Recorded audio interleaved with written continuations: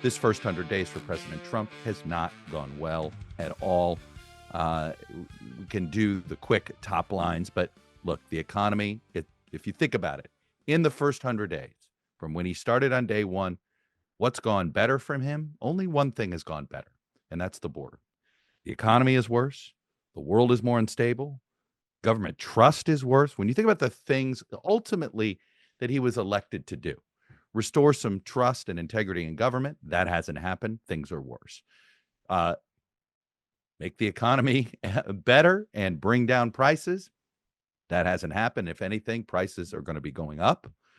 This economy is more unstable. We just had the worst March housing report in basically since the pandemic. So when you look at those, all of the actual metrics, forget before you get to polling, like where the actual economy is, where the actual things are. It's, the public's being rather logical about this. They're not happy. They don't like what he's doing. The biggest thing is I think the Pew poll did better, frankly, than anybody else. And that was the reason I spent so much time in that Pew poll with you, is that I think they did the best job of helping to explain while the public still shares his goals and would like to see him succeed on the promises he's made, there is just widespread belief this has just been a poorly executed.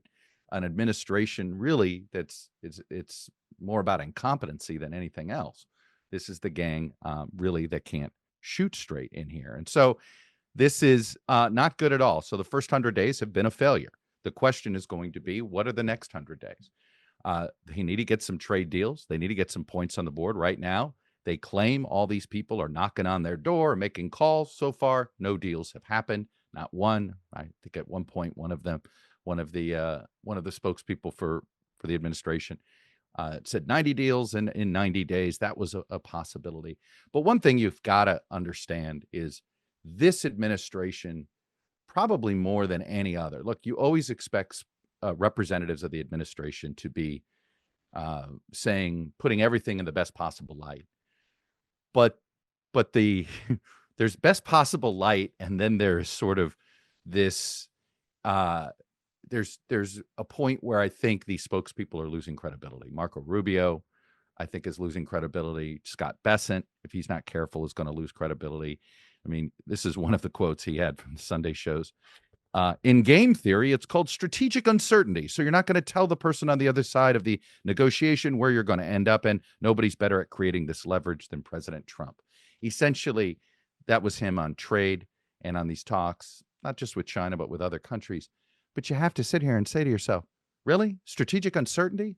That's what's good for no, strategic uncertainty is why this economy is tanking right before our eyes. It's why nobody wants to buy a house or put a house for sale. Strategic uncertainty, he knows better, but he's trying desperately to speak to dear leader.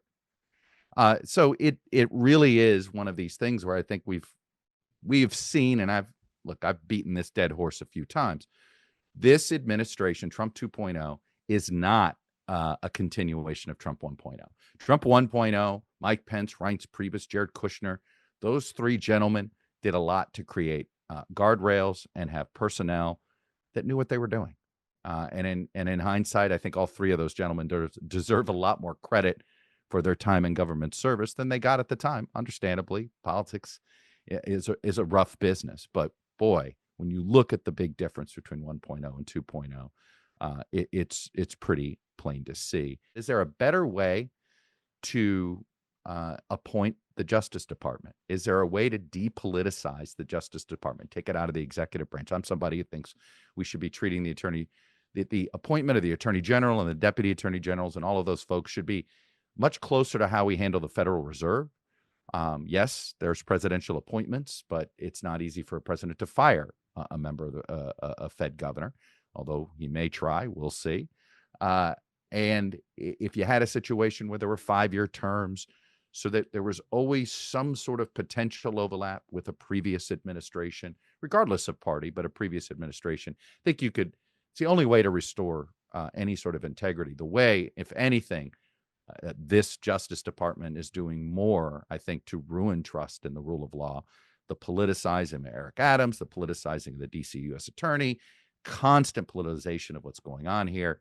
If this, supposedly Donald Trump ran against politicizing the Justice Department. And if anything, he's decided to he's like, oh, yeah, if I thought Biden weaponized things, he's going to triple down on weaponizing the Justice Department. And that has happened. And this is going to be a fight. I think that's what you've already seen. Quite a few career Justice Department officials have to resign. I gave my first ever TED Talk. And my topic is actually very timely with the two conversations I have today, was about uncapping the House, how it is time for the House of Representatives to actually be representative of the people again. Right now, the House is the House of Representatives is not nearly as small d Democratic as it was nearly 100 years ago. Up until 1930, we regularly expanded the House with the population because we never wanted congressional districts to get out of hand. So later in this broadcast, I will give you my plan of how we can fix the House. And if we fix the House, it would actually fix the Electoral College and probably minimize gerrymandering. One act of Congress, no constitutional amendment, nothing like that, just a simple act of Congress, actually going back to what the founders had said was necessary for an actual democracy to be effective. That's all Congress would have to do, and we'd solve our problems with the Electoral College, our problems with gerrymandering, and maybe people would actually think that Congress represents them. Speaking of this weekend, it was White House Correspondents' Weekend. And look, let's be honest, it was an awkward weekend for a number of reasons. Obviously, you had the Trump administration trying to exploit the weekend. They're desperate to try to make the media look like they're part of the opposition with the Democratic Party. This has been a campaign tactic of Donald Trump and his aggressive right wing for some time. One of the reminders I like to tell you is whenever some partisan tells you somebody's biased, just remember they're a biased person. And the last person who has the credibility to decide what's biased is somebody who's blatantly biased. And so I will tell you this, whenever you see a cabinet official or a Trump official avoid answering a question by attacking the press, it means they don't have a good answer to tell you. And you should be insulted when you hear that stuff because they're refusing to actually deal with the subject at hand. And I hope more of my colleagues in the press go ahead and say, look, attack us all you want. I don't care. Just answer the goddamn question without attacking the press. Actually answer the question, because guess what? At least half the country thinks what you guys are doing is terrible. So why don't you try to make your case and convince them it's not as terrible as it looks?